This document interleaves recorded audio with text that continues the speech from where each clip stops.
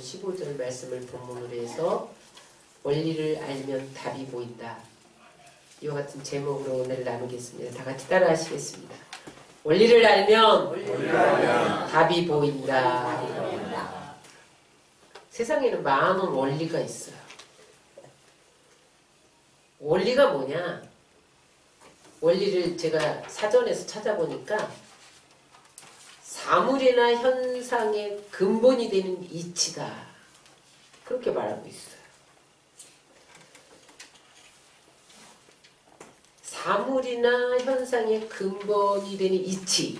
이 원리를 알면 문제가 풀리고 답이 보인다는 거야. 그럼 수학 문제를 푸는데 외우기만 하면 안 됩니다. 공식, 그 원리에 대입해야 수학 문제가 풀립니다. 그럼 운동 경기에도 원리가 있어요. 원리를 따라서 경기해야 면류관을 얻습니다. 메달을 얻습니다. 목표를 향해 가야 돼요. 축구 선수가 골대가 저 앞에 있는데 뒤에다가 공을 차면 골을 넣을 수가 없습니다. 원리를 따라 행해야 돼요. 반칙이에요. 우승할 수 없어요. 농사를 짓는데도 원리가 있습니다. 씨를 뿌려야 거두는 거예요. 뿌리기만 하고 가만 놔두면 거둘 수 없어요. 김매 줘야죠. 벌레 잡아줘야죠. 물 공급해줘야죠. 그런 원리를 따라서 농사를 지으면 수확을 거둘 수 있습니다. 여러분, 우리 건강을 지키는데도 원리가 있어요. 영양 공급해줘야죠. 밥 안 먹으면 영양실조로 죽잖아요. 운동해줘야죠. 움직이지 않으면요, 우리 몸이 굳어버려요. 건강을 유지할 수 없어요. 그 다음에 마음을 지켜서 평안을 유지해야죠. 마음이 무너지면 건강도 무너지게 돼 있어요. 숙면해야죠. 규칙적인 생활을 해야 되죠. 이런 원리를 지켜야 건강해지는 거예요. 성경에도 원리가 있습니다. 영적인 원리가 있습니다. 우리가 이 영적 원리를 따라 살 때 답이 보이는 거야. 우리의 이 세상의 문제가 풀리기 시작하는 거야. 오늘 본문에 보면 이삭이 기근든 해에 농사를 지어서 100배의 축복을 받았고, 그가 어떻게 됐어요? 나중에 거부가 되었다. 그런 말씀이 나와요. 여러분, 어떻게 흉년이 들어서 농사 지을 수 없는 그런 해에 농사를 지었는데 100배의 수확을 거둘 수 있냐는 거야. 이건 이삭만이 적용한 원리가 있습니다.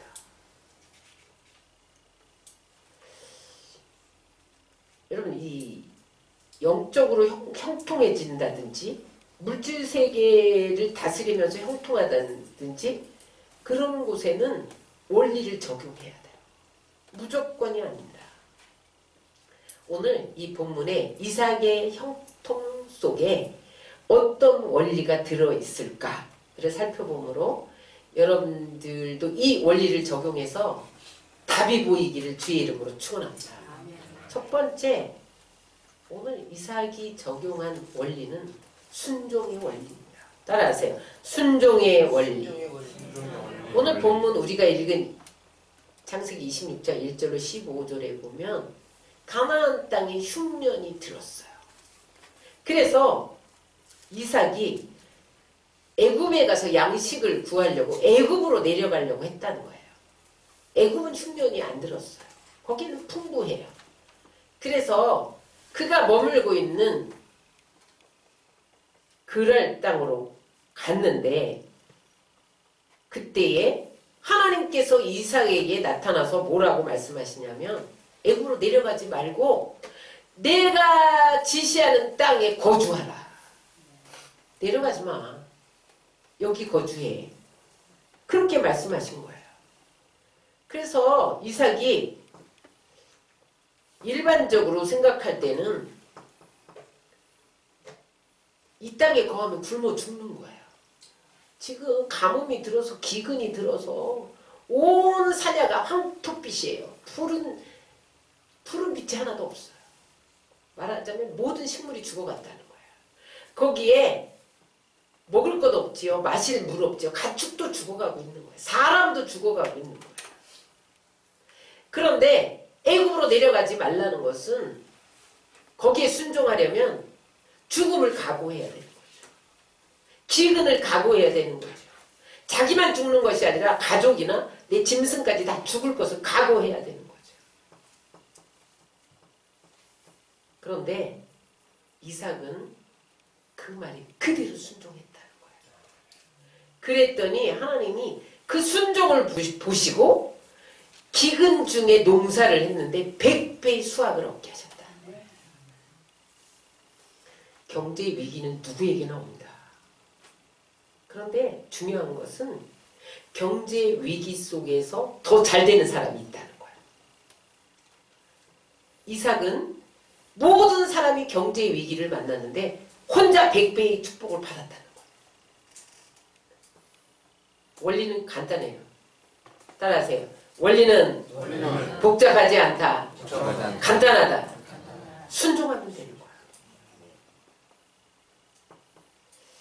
일반적인 원리는 뭐예요? 기근의 해에는 농사 지을 수 없다는 거예요. 물이 없어서. 그러니까 마땅히 죽을 수밖에 없는 것이 일반적인 원리입니다. 다 망하는 거예요. 망하는 것이 일반적인 원리예요. 그런데 애굽으로 내려가지 마.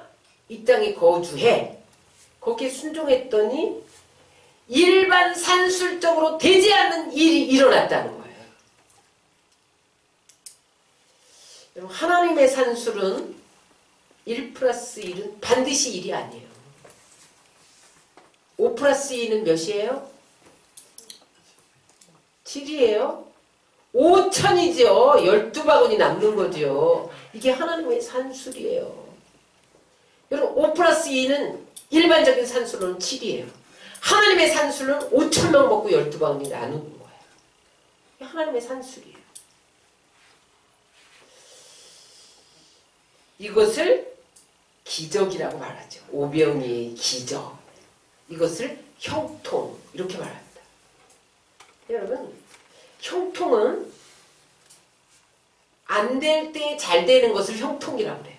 다 잘 될 때 잘 되는 건 형통이 아니에요. 안 될 때 잘 되는 게 형통이에요. 근데 이 형통은 일반적인 수치를 뛰어넘는 역사가 일어나게 된다는 거예요.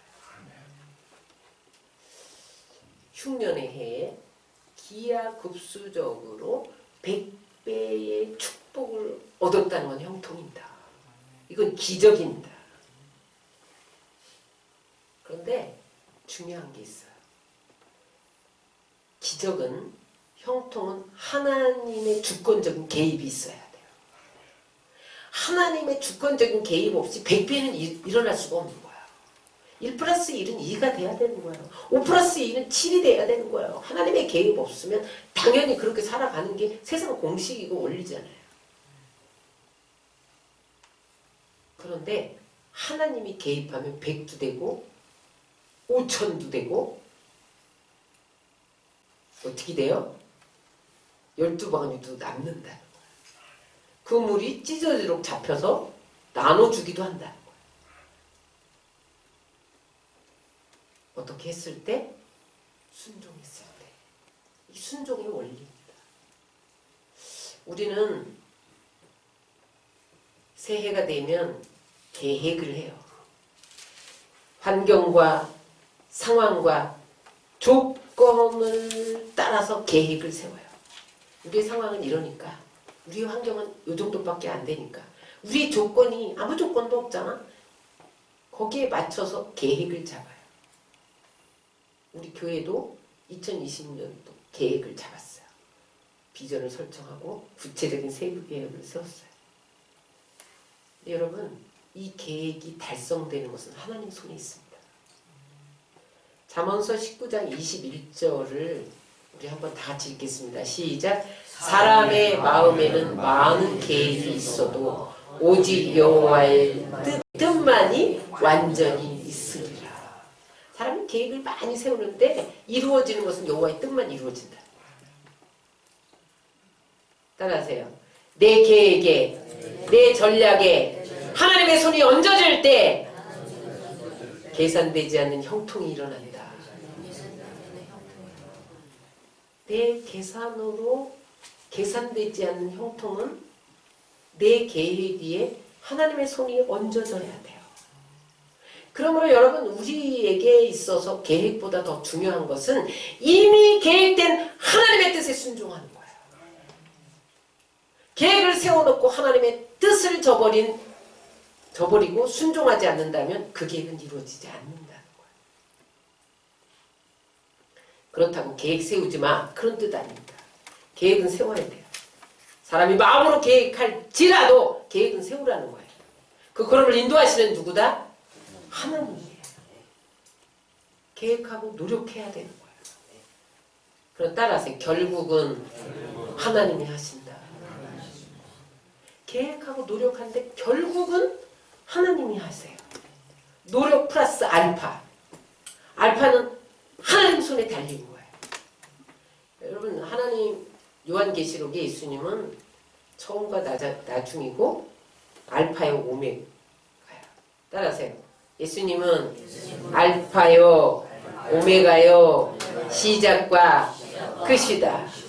그럼 시작과 끝을 하나님 지고 계시면 끝난 거 아닌가요? 모든 게 그것이죠. 이스라엘 백성들이 40년 동안 광야를 걸어가면서 풀 한 폭이 날 수 없는 땅에서 하나님이 하늘을 열어서 만나를 내리셨어요. 그 메시지가 뭘까요? 내가 너의 삶을 책임진다. 네가 농사해서 먹는 것이 아니라 이 광야에서 내가 너를 책임져. 나는 너를 책임질 수 있는 하나님이야. 그 메시지입니다. 하나님이 다 하신다는 거야. 네가 농사져야만 먹는 게 아니라는 거야. 내가 너의 삶을 책임질 수 있다는 거야. 이삭의 100배의 축복은 하나님에 의해서 일어난 거예요. 이삭은 머물라 그래서 머물기만 했어요. 애굽으로 가지마. 그래서 순종만 했어요. 하나님의 역사를 기대하며 순종할 때 이 세상 계산법을 초월한 계산의 역사가 일어나는 것을 믿으시기 바랍니다. 복은 하나님이 주시는 거예요. 거부는 하나님이 되게 하시는 거예요. 여러분, 우리는 그냥 세상적으로 성공하면 안 돼요. 하나님이 주시는 성공을 해야 돼요. 그게 완벽한 성공이에요. 세상 성공은 일시적으로 왔다 사라집니다. 그러나 하나님이 주신 성공만이 견고합니다. 흔들리지 않아요. 아브라함도 거부였어요. 이삭의 아버지가 아브라함이잖아요. 부전자전이에요. 소떼가 너무 많았고 양떼가 너무 많았고 거부였죠. 그런데 아브라함의 생애 속에 분명하게 나타나는 것은 순종의 원리입니다. 그가 순종의 원리를 따라서 사랑케 거부가 되었다는 거예요. 거부가 되다 못해서 어떻게 됐다는 거예요? 복의 근원이 됐다는 거예요. 나만 거부가 된 게 아니라 내가 복을 빌면 그 사람이 다 복을 받는다는 거예요. 복 덩어리가 됐다는 거예요.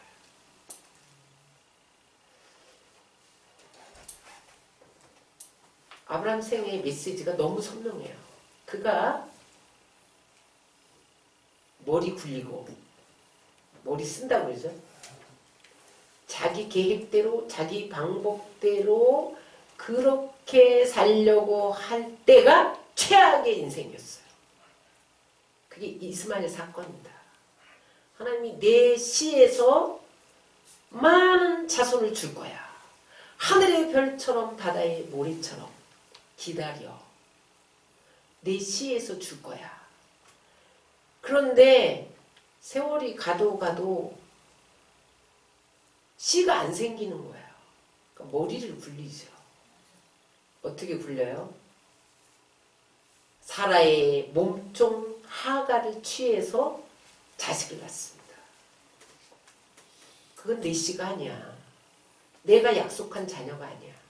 근데 자기가 자기 머리를 써서 자기 미래를 계획하죠. 급한 거예요. 못 기다리는 거예요. 하나님은 기다리라고 할 때 기다려야 됩니다. 그래서 어떻게 됐어요? 이스마엘을 자기 방법으로 자기 계획대로 낳았더니 역사의 불운을 만들었죠. 지금도 중동전은 이삭의 씨와 후예와 이스마엘의 후예의 결전입니다. 날마다 싸우잖아요.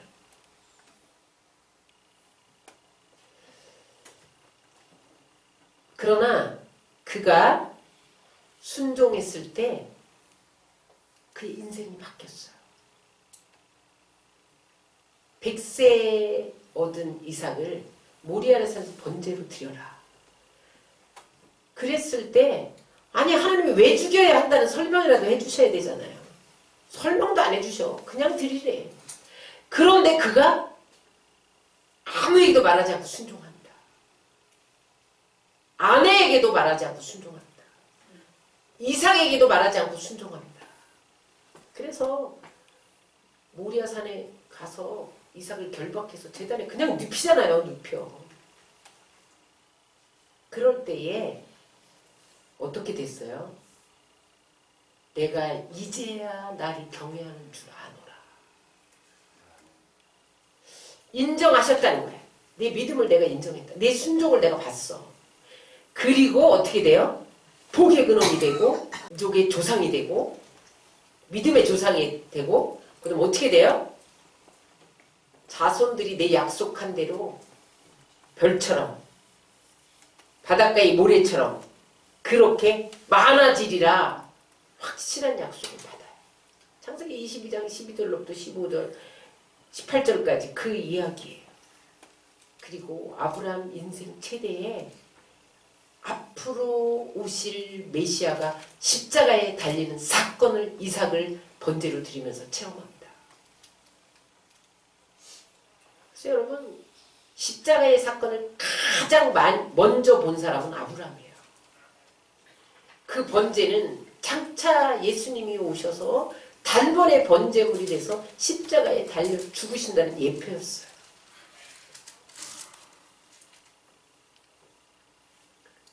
여러분 우리가 지난 한 해 동안 많은 계획을 세웠어요. 여러분 얼마나 이루셨나요?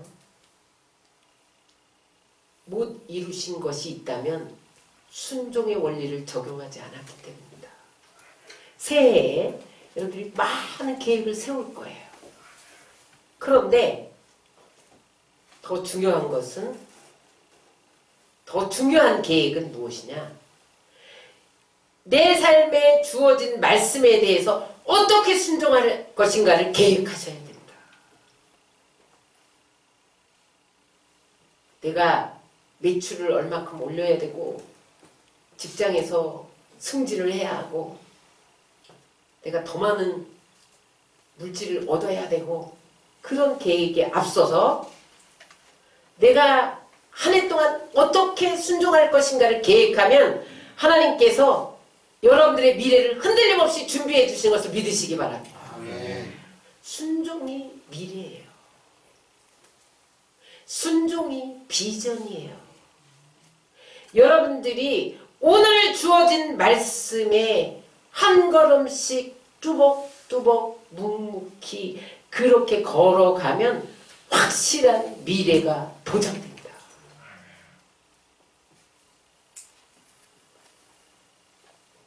여호수아가 가나안 땅을 정복하기 직전에 하나님이 여호수아에게 말씀하셔요. 여호수아 1장 3절입니다. 다 같이 읽겠습니다. 시작. 내가 모세에게 말한 바와 같이 너희 발바닥으로 밟는 곳을 모두 내가 너희에게 주었노니. 이미 가나안 땅은 너희에게 줬어. 그냥 가기만 하면 돼. 가면 돼. 근데 중요한 게 있다. 발로 밟아라. 발로 밟는 것만 내게 주겠다. 발로 밟는 게 순종이에요. 순종한 만큼만 준다는 거예요. 가라고 하는 명령 앞에서 순종하면 순종한 만큼만 그 땅을 주겠다. 순종한 만큼만 주시는 거야. 옛날에 어떤 임금이 먼 나라를 가면서 종들을 불렀어요. 뒷마당에 우물이 있는데 그 우물에 물을 다 퍼내라. 그런 명령을 내렸어요. 종들이 생각할 때 임금님이 약간 치매가 걸린 거 아니야? 아니 퍼도 샘나는 우물을 어떻게 바닥을 내라는 거야. 종들이 몇 번 하다가 그냥 땡땡이 쳤어요. 근데 거기 우직한 종이 임금님 명령이야. 계속 샘물이 솟을지라도 난 퍼야만 해. 솟아나도 밤새 푸고 밤새 푸고 또 솟아나도 밤새 푸고 밤새 펐더니 우물 바닥이 보이는데 거기에 금덩어리가 있더라는 거야. 순종하는 자에게 금을 주노라. 그게 임금님의 의도였던 거죠. 하나님이 여러분 이미 가나안 땅을 우리에게 주셨어요. 발로 밟아야 돼요. 밟지 않는 건 안 준다는 거예요. 순종하라는 거예요. 이미 가면 되는데 네가 순종하고 가라. 오늘 나에게 주신 말씀에 한 걸음 한 걸음 에브리데이 한 걸음씩 순종하면 그것이 우리의 삶이 된다는 거예요. 아멘. 순종의 삶이 나의 미래가 되는 거예요. 따라서 순종하는 것이 미래다. 순종하는 것이 비전이다. 순종하면 복을 받아요. 여러분 성경의 이야기는 여러분 성경이 뭐 써있는지 모르세요? 순종하면 복을 받고 불순종하면 저주받고 심판받는다는 거예요. 이게 성경의 전체 이야기예요. 아담이 불순종했더니 선악과 따먹지 마. 그런데 따먹지 말아야 되잖아요. 따먹었거든요. 그랬더니 어떻게 됐다는 거예요? 인류가 죄 가운데 빠지고 지옥에 갈 수밖에 없게 됐다는 거예요.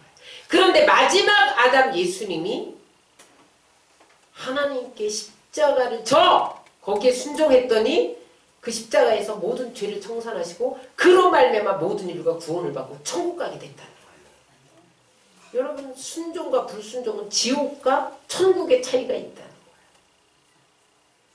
이스라엘 백성들이 불순종했더니 광야를 열하루 길이면 가나안 땅에 들어갔는데 40년 동안 헤매게 했다는 거예요. 불순종의 대가는 방황입니다. 돌립니다 하나님이. 그러나 여호수아가 그냥 여리고성을 네 힘으로는 못 무너뜨려. 그냥 돌았더니 무너졌다는 거야. 순종하면 문제의 벽이 무너지는 거예요. 요단강에 지금 강이 너무 시들거리고 지금 발 들여놓으면 다 죽을 것 같은데 그냥 벗게 메고 들어가. 제사장한테 명령했더니 제사장이 발이 닿는 순간 물이 갈라졌다는 거예요. 순종하면 문제의 바다가 갈려지게 돼 있는 거예요. 여러분 이스라엘 백성들이 우상 숭배하면 안 돼. 불의 행하면 안 돼. 그런데 우상 숭배하고 바알 섬기고 불의를 행했다는 거죠. 착취하고 가난한 자 착취하고 재판에서 막 돈 있는 자 손들어주고 그랬더니 하나님이 너 우상 숭배하고 불순종하면 바벨론 포로로 끌려간다. 그런데도 불순종했더니 하나님 바벨론 포로로 끌려가서 70년 동안 노예 생활하게 했다는 거예요. 불순종의 대가는 노예입니다, 여러분. 요나가 불순종했더니 니느웨로 가! 그럼 가야 되는데 불순종하고 반대 방향 다시스로 도망갔더니 풍랑을 갖고 쫓아오셨다는 거예요. 물고기 뱃속에 가뒀다는 거예요. 불순종은요 캄캄한 물고기 뱃속에 가두는 거예요. 불순종은 풍랑을 몰고 오는 거예요. 그러나 여러분, 구약 성경의 이야기는 구약으로 끝난 것이 아닙니다. 신약의 똑같은 맥이에요. 응? 첫 번째 기적이 뭐예요? 응? 가나의 혼인잔치에 물이 변해 포도주가 됐는데 그때 하인들의 순종이 있었다는 거예요. 물 결례통에 6항아리에 물을 채워. 예수님이 일방적으로 물이 변해 포도주 되게 하신 게 아니에요. 거기 하인들의 순종이 있었던 거죠. 결례통에 발 닦는 통인데요. 거기 허드레기 물인데 더러운 통인데요. 말하지 않았다는 거예요. 무조건 순종했더니 물이 변해 포도주가 된다는 거예요. 순종만 하면 하나님이 우리를 변화시킬 수 있다는 거예요. 환경을 변화시킬 수 있다는 거예요.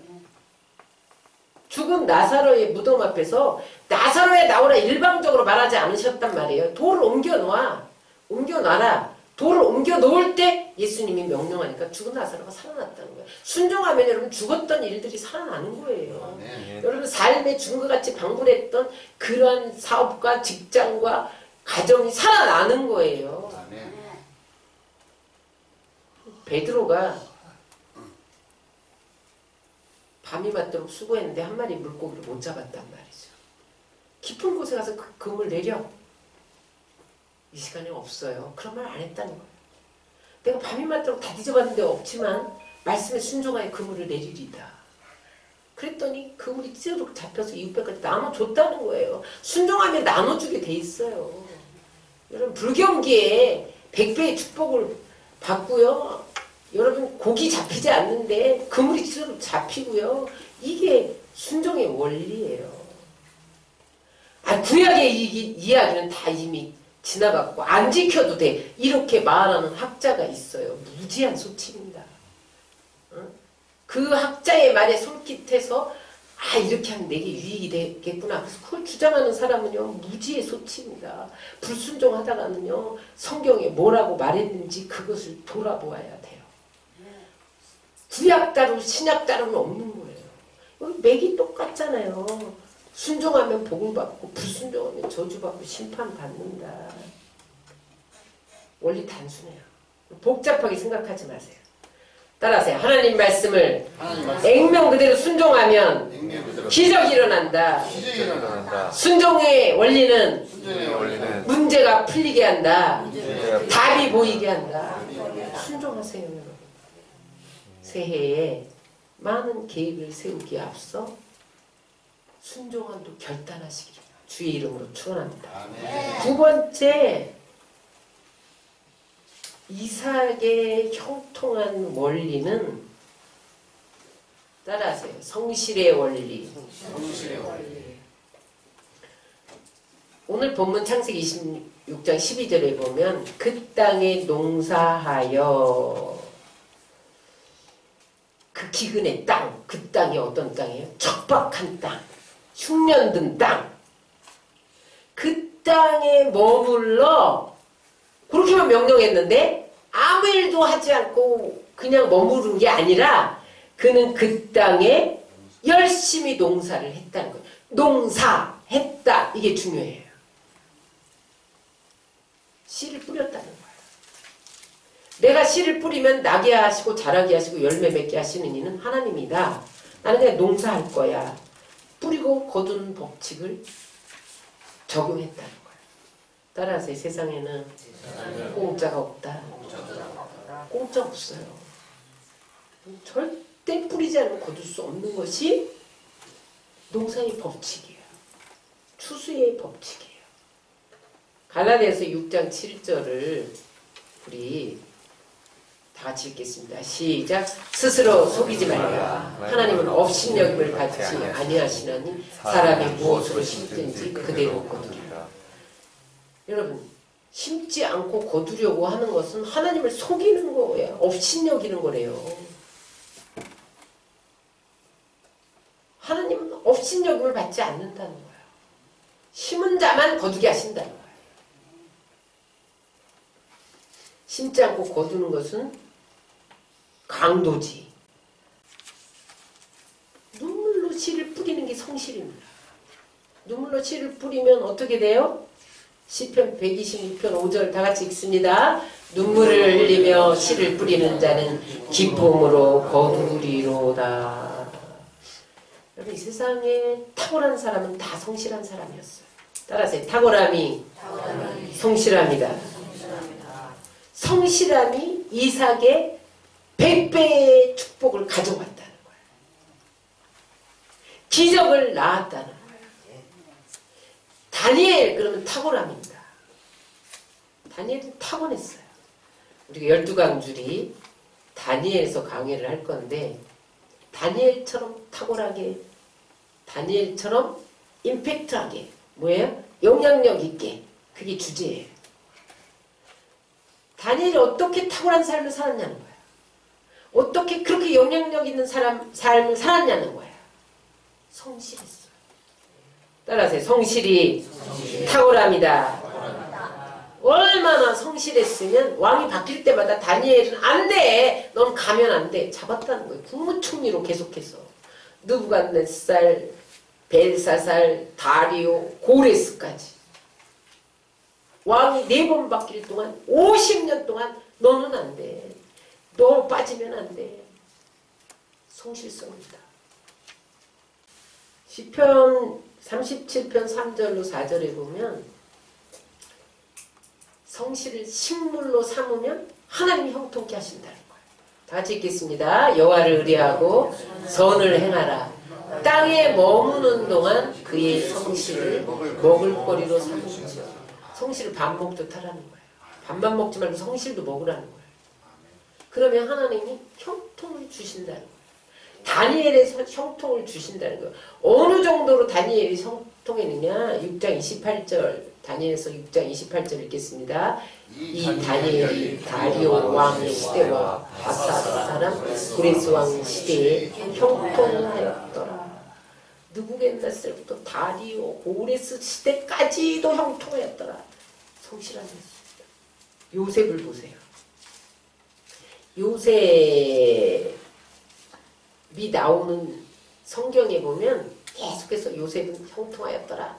형통하였더라. 형통하였더라. 계속 반복되어져요. 우리 39장 3절을 다 같이 읽겠습니다. 시작. 그 주인이 여호와께서 그와 함께 하심을 보며 또 여호와께서 그의 범사에 형통하게 하심을 보았더라. 형들에 의해서 애굽의 노예로 팔렸는데 보디발 장군 집에 노예로 들어갔잖아요. 근데 성실하니까 보디발 집이 형통해지는 거예요. 안 됐다고 막 풀려요. 답이 보이지 않는데 답이 막 보여요. 그러니까 그 보디발이 야, 너 요셉은 여호와가 함께 하는구나. 응? 이렇게 형통한 거는 네 힘으로 되는 게 아니야. 그러면서 어떻게 해요? 가정 총무로 삼고 자기의 소유를 다 맡겨요. 하나님은 어떤 사람에게 소유를 맡겨주시느냐? 성실한 사람에게 맡겨주십니다. 게으른 사람에게 안 맡겨줘요. 그런데 39장 23절에 보면 또 똑같은 말씀이 나와요. 다 같이 읽겠습니다. 시작. 이는 여호와께서 요셉과 함께 하시니라. 여호와께서 그를 범사에 형통하게 하셨더라. 이건 무슨 말이냐면 보디발 아내의 누명을 쓰고 감옥에 갇히잖아요. 그런데 감옥에 가서도 성실하게 죄수들을 섬기는 거예요. 간수장이 가만히 보니까 요셉이 이 감옥에 들은 다음에 아니 감옥에 좋은 일만 일어나는 거예요. 그러니까 나중에 옥중 죄수를 아예 요셉의 손에 다 맡기고 옥중의 재반 사물을 요셉이 다 처리하도록 다 맡겨요. 하나님이 그 성실하심을 보시고 요셉을 형통케 하셨다. 나중에 하나님이 어디까지 높이시냐? 애굽의 국무 총리로 높이십니다. 총리는 아무나 되는 게 아니에요. 이방인이잖아요. 요셉이 애굽 사람이에요? 이스라엘 사람이잖아요. 이방인이 어떻게 국무총리가 될 수가 있어? 하나님이 그 성실함을 보고 국무총리까지 높이셨다는 거예요. 따라서 결국은 하나님이 하신다. 하나님이 높여야 되는 거예요. 근데 하나님은 어떤 사람을 높이냐? 성실한 자를 높이신다. 마태복음 25장에 여러분들이 잘 아는 달란트 비유가 나옵니다. 한 사람에게 한 달란트, 또 한 사람에게 2달란트, 또 한 사람에게 5달란트 맡겼는데 2달란트, 5달란트 맡은 자는 즉시로 가서 장사를 했다는 거예요. 그래서 배로 남겼다는 거예요. 2달란트 맡은 자는 2달란트 더 남기고 5달란트 받은 자는 5달란트 더 남겼는데 문제는 뭐냐? 1달란트 받은 자는 장사하지 않고 묻어두었다는 거예요. 이제 주인이 달란트를 나눠주고 멀리 여행을 갔다 돌아와서 결산하자. 남겼나 결산하자.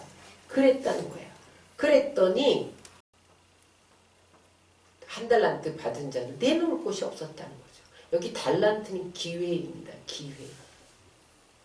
하나님은 우리에게 다 기회를 주세요. 그럼 달란트가 뭐 너는 더 많이 받았고 너는 조금 받았고 이게 달란트가 아니에요. 모든 사람에게 기회를 주셨다는 거예요. 여러분 건강도 기회예요. 건강 안 해봐요. 예배 못 드려요. 여러분 건강 있을 때 예배 드려야죠. 응? 병원에 입원해봐요. 여러분 기도 못해요. 건강 주셨을 때 기도해야죠. 헌신하고 충성해야죠. 건강 걷어가면 아무것도 못합니다. 건강도 기회예요. 시간도 기회예요. 하나님이 시간 주실 때 해야죠. 응? 따지고 계산하지 말고 해야죠. 하나님께 드려야죠. 이웃 남겨서 드려야죠. 기회를 주셨는데. 응? 여러분 신앙도 기회예요. 하나님이 여러분들에게 믿음을 주시고 이 믿음을 갖고 하나님께 달란트 남겨드리라는 거거든요. 그런데 1달란트가 묻어두었어요. 어떻게 해요? 결산할 때 있는 것까지 빼앗는데 25장 28절로 30절입니다. 다 같이 읽겠습니다. 시작. 그에게서 그 1달란트를 빼앗아 10달란트 가진 자에게 주라. 모두 있는 자는 받아 풍족하게 되고 없는 자는 그 있는 것까지도 빼앗기리라. 그 다음에 뭐래요? 이 무익한 종을 바깥 어두운 데로 내어 쫓으라. 거기서 슬피 울며 이를 갈리라 하니라. 게으르면요. 성실하지 않으면 하나님 있는 거 다 뺏어서 더 있는 자에게 준다는 거야. 우리는 있는 자 거를 좀 나눠서 없는 자에게 줘야 맞는 원리 같잖아요. 하나님의 원리는 그렇잖아요. 게으르면 다 뺏는다는 거야. 그래서 성실한 자에게 준다는 거야. 이것은 여러분 종말론적인 이야기인데 예수님이 재림하시는 날 우리에게 너에게 이렇게 많은 시간과 건강과 물질을 줬는데 어디에 썼어? 계산할 때 결산할 때가 온다는 거야. 그때 남긴 자는 천국, 못 남긴 자는 슬피 울며 이를 갈며 바깥 어두운 데로 쫓겨나리라. 지옥으로 간다는 거죠. 성실해야 한다는 이야기예요. 충성해야 한다는 이야기예요. 자기 맡겨진 일에 최선을 다하면 하나님 형통케 하신다는 이야기예요. 어떤 주인이 지방에 다녀올게 새끼 좀 꼬아라. 근데 가늘게 꼬아. 최선을 다해서 가늘게. 그리고 길게 꼬아. 그랬어요. 근데 많은 종들이 주인이 없는데 좀 놀아야지 대충대충 갔어요. 굵게 아무렇게나 막 가다 놀고 성실하고 충성된 종은 최대한 가늘게 주인이 올 때까지 하루도 쉬지 않고 밤새워가며 새끼를 껐어요. 주인이 돌아왔어요. 새끼를 다 꼬았냐? 네, 껐습니다. 다 가지고 와라. 어떤 종은 눈탱이로 요만큼. 이 종은 가늘고 길게 꿨어요. 따라와 가서 광을 열었어요. 광에 동전에 가운데 구멍이 뚫린 거예요. 마음껏 깨어가라. 가늘게 길게 꽂은 종만 깨어가는 거예요. 그럼 지금 예수님이 천국에서 우리에게 새끼꼬기 시키시는 거죠. 응? 길게 가늘게 꽈. 내가 그날에 올 때 광문 열어서 동전 깨기 할 거다. 여러분 어떻게 하시겠어요? 대충 하시겠어요? 성실하셔야죠. 여러분 학생이 공부하지 않고 철야하고 안수받으러만 다니면 시험 빵점 맞습니다. 공부해야 되는 거예요. 성실해야 되는 거예요. 무엇을 심든지 그대로 거두리라는 추수의 법칙엔 반드시 성실의 원리가 들어간다. 적게 심는 자 적게 거두는 거야. 하나님은 업신여김을 받지 않는 거예요. 왜 적게 심는데 너가 많이 걷는 건 나를 업신여기는 거라는 거야. 네가 팥을 심었으면 팥이 나야지 콩이 나게 하는 건 나를 업신여기는 거야. 무엇을 심든지 그대로 거둔다. 선을 심으면 선을 거둘 것이고 악을 심으면 악을 거둘, 거짓을 심으면 거짓을 거둘 것이고 도둑을 심으면 도둑을 거둔다. 여러분 황금률이 뭡니까? 내가 남에게 대접받고 싶은 데를 내가 먼저 대접하라는 거잖아. 응? 대접을 받는 것은 좋으나 대접받기만 하면 안 되는 거야. 받았으면 대접할 줄 알아야 되는 거야. 그거 대접 안 하면 빚이에요. 그게 다 빚. 언젠가 갚아야 돼. 빚을 못 갚으면 노예로 끌려갔잖아요. 옛날에는. 빚을 못 갚으면요. 노예가 되는 거예요. 거지가 되는 거예요. 빚은 갚아야 되는 거예요. 대접받기를 원하면 대접해야 되는 거예요.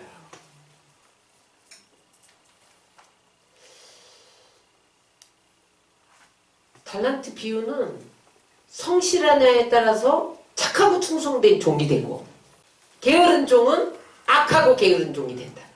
성실하지 않은 종은. 그래서 새벽기도 영성이 중요한 거야. 새벽기도는요. 게으르면 죽었다 깨어나도 못합니다. 그런데 새벽기도를 시작하면 부지런해진다는 거예요. 여기 중요한 성경 구절이 있어요. 창세기 26장 13절에 보면 이삭이 창대하고 왕성해졌는데 중요한 단어가 마침내예요. 마침내 거부가 돼요. 마침내는 지속적으로 노력했다는 거예요. 한 번만 성실한 게 아니라 지속적으로 성실했더니 마침내 거부가 됐다는 거예요. 수고해야 하는 거예요. 응? 대가 지불해야 되는 거예요. 시간을 들여야 되는 거예요. 그럼 영적으로 영적 지수가 업그레이드 되는데 그냥 되나요? 말씀 읽고 묵상하고 기도해야 되는 거예요. 하늘의 능력은 그냥 부어지나요? 여러분 기도해야 되는 거예요. 지속적으로 기도해야 되는 거예요. 대가 지불을 해야 되는 거예요. 성실하게 해야 되는 거예요. 안 되면 안 되는 거예요.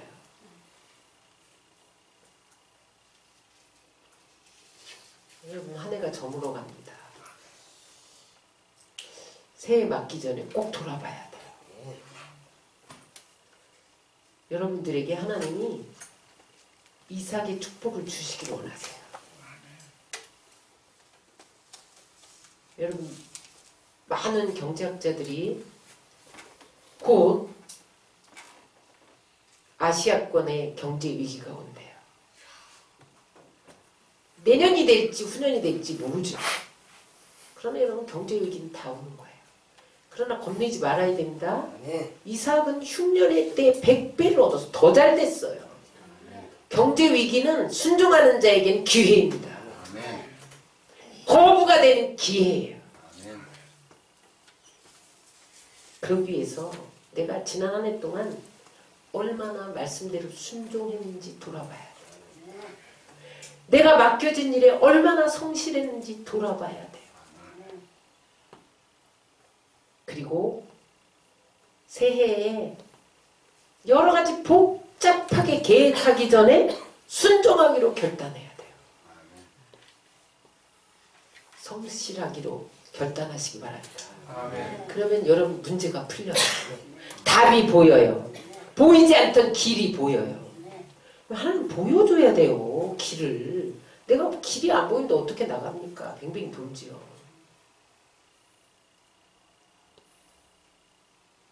오늘 나에게 주신